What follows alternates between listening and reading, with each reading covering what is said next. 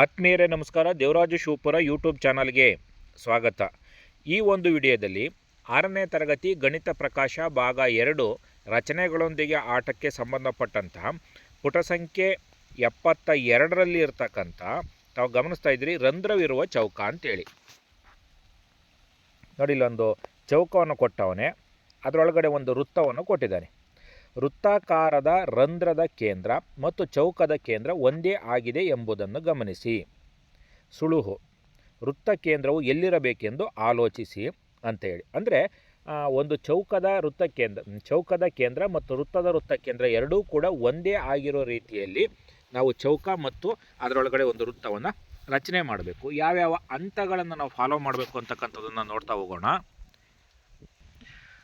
ನೀವು ಇದುವರೆಗೂ ಕೂಡ ದೇವರಾಜು ಶಿವಪುರ ಯೂಟ್ಯೂಬ್ ಚಾನಲ್ಗೆ ಸಬ್ಸ್ಕ್ರೈಬ್ ಆಗಿಲ್ಲ ಅಂದರೆ ಸಬ್ಸ್ಕ್ರೈಬ್ ಆಗಿ, ವಿಡಿಯೋ ಇಷ್ಟ ಆದರೆ ಲೈಕ್ ಮಾಡಿ, ಶೇರ್ ಮಾಡಿ ಮತ್ತು ಈ ವಿಡಿಯೋಕ್ಕೆ ಸಂಬಂಧಪಟ್ಟಂತೆ ತಾವು ಕಮೆಂಟ್ ಮಾಡ್ಬೋದು ಅಂತ ತಿಳಿಸುತ್ತಾ, ತಾವು ಗಮನಿಸ್ತಾ ಇದ್ದೀರಿ ಈ ರಂಧ್ರವಿರುವ ಒಂದು ಚೌಕ ಅಂತೇಳಿ.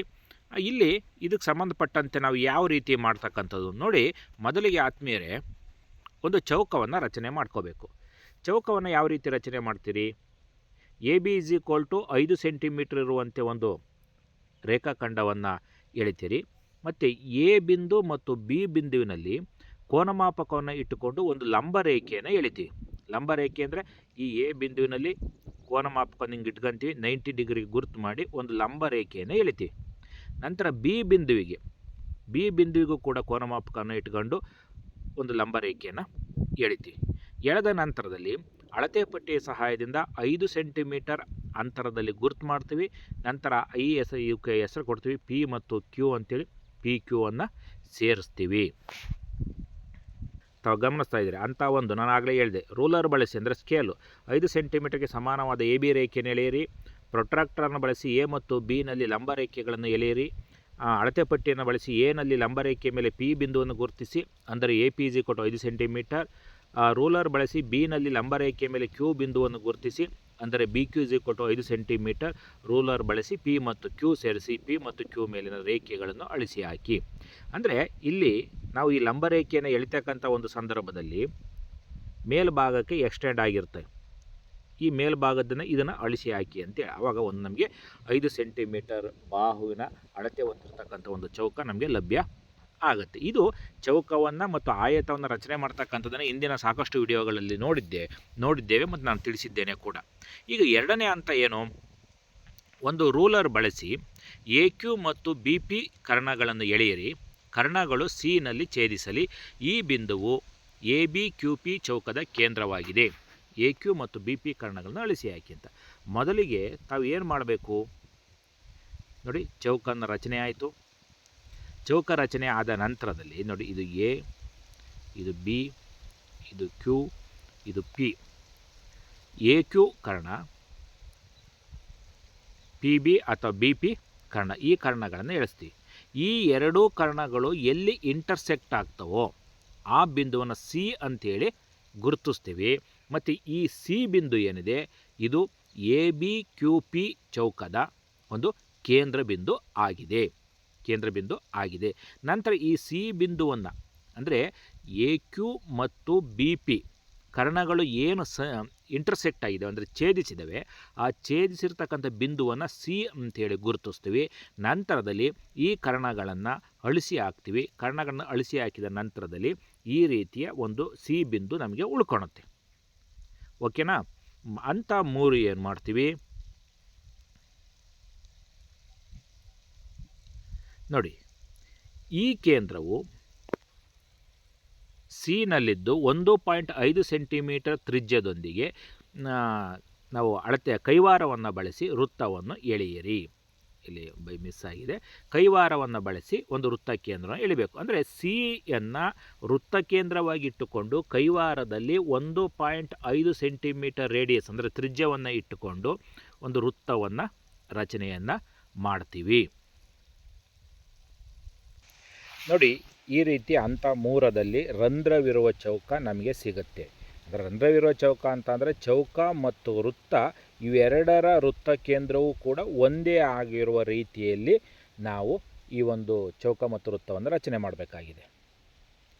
ನೆಕ್ಸ್ಟ್ ಮುಂದೇದು ಹೆಚ್ಚು ರಂಧ್ರಗಳಿರುವ ಚೌಕವನ್ನು ರಚನೆ ಮಾಡಿ ಅಂತೇಳಿ ನೋಡಿ. ಅಲ್ಲಿ ನಾವೇನು ಮಾಡಿದೆವು, ಒಂದು ಚೌಕವನ್ನು ರಚನೆ ಮಾಡಿ, ಚೌಕ ಎಲ್ಲ ಬಾಹುಗಳು ಸಮ, ಅದರೊಳಗಡೆ ಒಂದು ವೃತ್ತವನ್ನು ಮಾಡಿದ್ವಿ.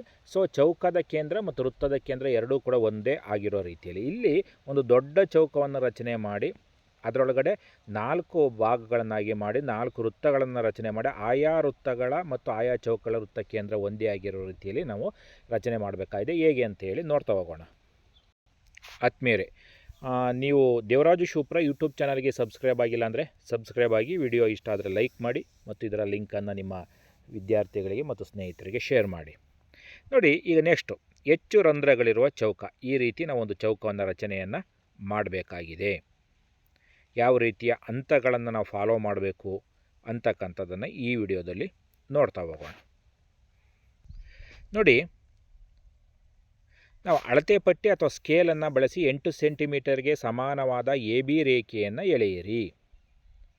ತಾವು ಗಮನಿಸ್ತಾ ಇದ್ದೀರಿ, 8 ಸೆಂಟಿಮೀಟರ್ ಅಳತೆಗೆ ಸಮಾನವಾದ ಎ ಬಿ ರೇಖೆಯನ್ನು ನಾವು ಎಳಿತೀವಿ. ಪ್ರಾರಂಭದಲ್ಲಿ ಎ ಬಿ ರೇಖೆಯನ್ನು ಇದು 8 ಸೆಂಟಿಮೀಟರ್ ಇರೋ ರೀತಿಯಲ್ಲಿ ಮಾಡಬೇಕು. ಸೊ ನಂತರ ಎ ಮತ್ತು ಬಿ ಬಿಂದುವಿನಲ್ಲಿ ಕೋನಮಾಪಕವನ್ನು ಬಳಸಿಕೊಂಡು ಒಂದು ಲಂಬ ರೇಖೆಯನ್ನು ಎಳಿಬೇಕು.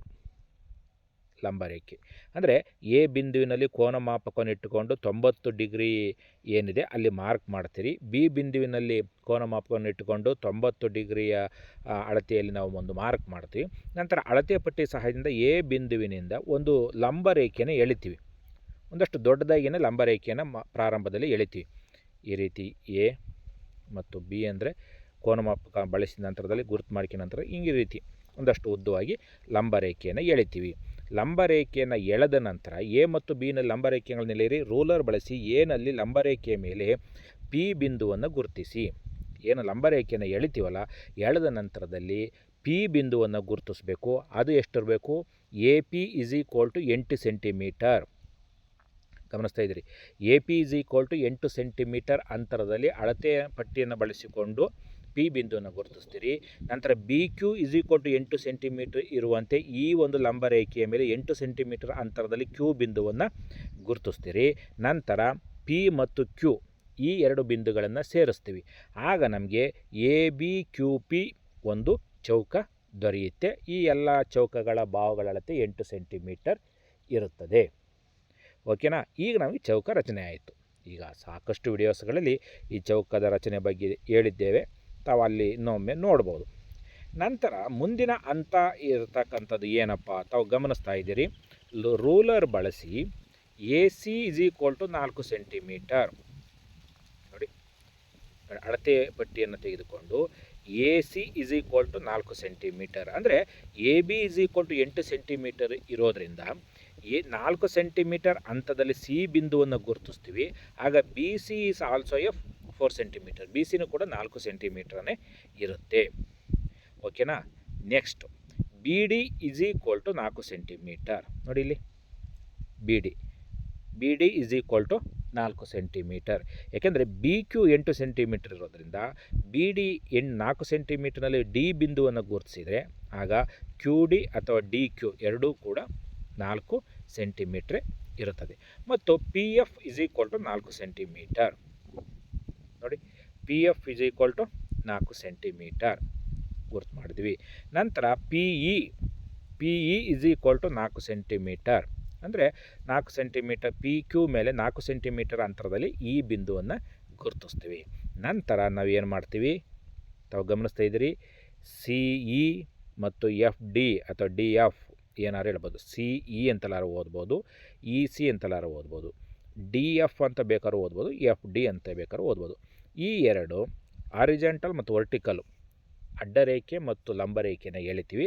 ಆ ಎರಡು ಲಂಬರೇಖೆಗಳು ಸಂಧಿಸ್ತಕ್ಕಂಥ ಬಿಂದುವನ್ನು ನಾವು ಏನು ಇಂಟರ್ಸೆಕ್ಟ್ ಆಗಿದ್ದಾವೆ ಆ ಬಿಂದುವನ್ನು ನಾವು ಜಿ ಅಂತ ಹೇಳಿ ಗುರುತಿಸ್ತೀವಿ. ಓಕೆನಾ. ಇಷ್ಟು ಒಂದು ಹಂತ. ನೆಕ್ಸ್ಟು ಹಂತ 3. ಹಂತ 3ನಲ್ಲಿ ಎಫ್ ಡಿ ಮತ್ತು ಸಿ ಇ ರೇಖೆಗಳ ಛೇದಕ ಜಿ ಆಗಿರಲಿ.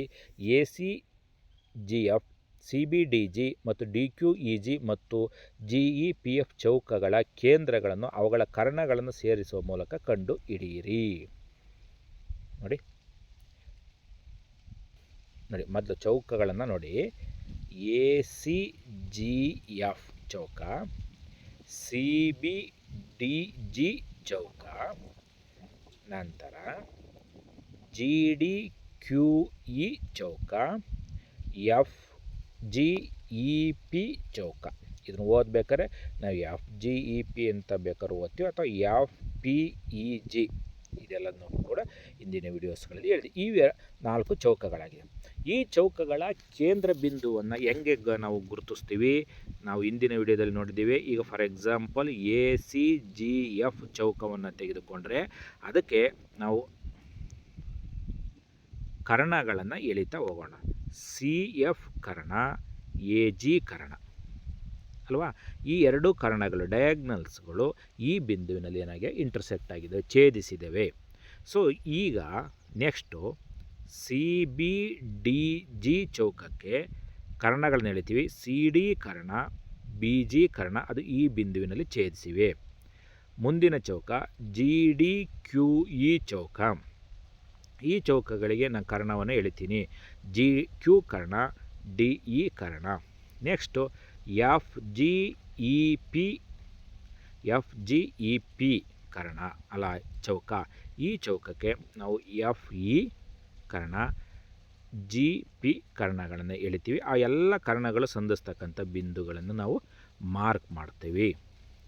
ಮುಂದಿನ ಹಂತ ಸಣ್ಣ ವೃತ್ತಗಳ ಕೇಂದ್ರಗಳನ್ನು ಕಂಡುಹಿಡಿಯಲು ಬಳಸುವ ಹೆಚ್ಚುವರಿ ರೇಖೆಗಳನ್ನು ಅಳಿಸಿ ಹಾಕಿ. ನೋಡಿ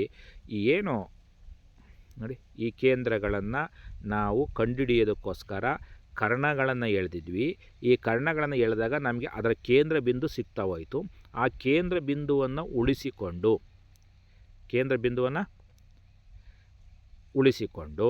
ನಾವು ಈ ಕರ್ಣಗಳನ್ನು ನಾವೇನು ಮಾಡ್ತೀವಿ, ಅಳಿಸಿ ಹಾಕ್ತೀವಿ. ಅಂದರೆ ಏನು, ಇಲ್ಲಿಂದ ಇಲ್ಲಿಗೆ, ಇಲ್ಲಿಂದ ಇಲ್ಲಿಗೆ, ಇದನ್ನು. ಸೊ ಕರ್ಣಗಳನ್ನು ಅಳಿಸಿ ಹಾಕಿ ಆ ಕೇಂದ್ರ ಬಿಂದುಗಳನ್ನು ಉಳಿಸ್ಕೊತೀವಿ. ನಂತರ ಕೈವಾರವನ್ನು ತೆಗೆದುಕೊಂಡು ಕೈವಾರದಲ್ಲಿ 1.3 ಸೆಂಟಿಮೀಟರ್ ಅಳತೆಯ ತ್ರಿಜ್ಯವನ್ನು ಇಟ್ಟುಕೊಂಡು, ಸೊ ಈ ಕೈವಾರಗಳಿಗೆ ಇದನ್ನು ಕೇಂದ್ರವಾಗಿ ವೃತ್ತ ಕೇಂದ್ರವಾಗಿ ಇಟ್ಟುಕೊಂಡು ವೃತ್ತವನ್ನು ರಚನೆ ಮಾಡ್ತೀವಿ. ಇದನ್ನು ವೃತ್ತ ಕೇಂದ್ರ ಇಟ್ಕೊಂಡು ವೃತ್ತವನ್ನು ರಚನೆ ಮಾಡ್ತೀವಿ. ಸೊ ನೋಡಿ, ಇದು ನಾವು ನಿರೀಕ್ಷಿಸಿರ್ತಕ್ಕಂಥ 4 ರಂಧ್ರಗಳನ್ನು ಹೊಂದಿರತಕ್ಕಂಥ ಚೌಕ ನಮಗೆ ಸಿಗ್ತು. ಆತ್ಮೀಯರೇ, ನೀವು ಇದುವರೆಗೂ ಕೂಡ ದೇವರಾಜು ಶಿವಪುರ ಯೂಟ್ಯೂಬ್ ಚಾನಲ್ಗೆ ಸಬ್ಸ್ಕ್ರೈಬ್ ಆಗಿಲ್ಲ ಅಂದರೆ ಸಬ್ಸ್ಕ್ರೈಬ್ ಆಗಿ ಈ ವಿಡಿಯೋಕ್ಕೆ ಸಂಬಂಧಪಟ್ಟಂಥ ತಮ್ಮ ಅಭಿಪ್ರಾಯಗಳನ್ನು ಕಮೆಂಟ್ ಸೆಕ್ಷನಲ್ಲಿ ತಿಳಿಸಿ. ಧನ್ಯವಾದಗಳು.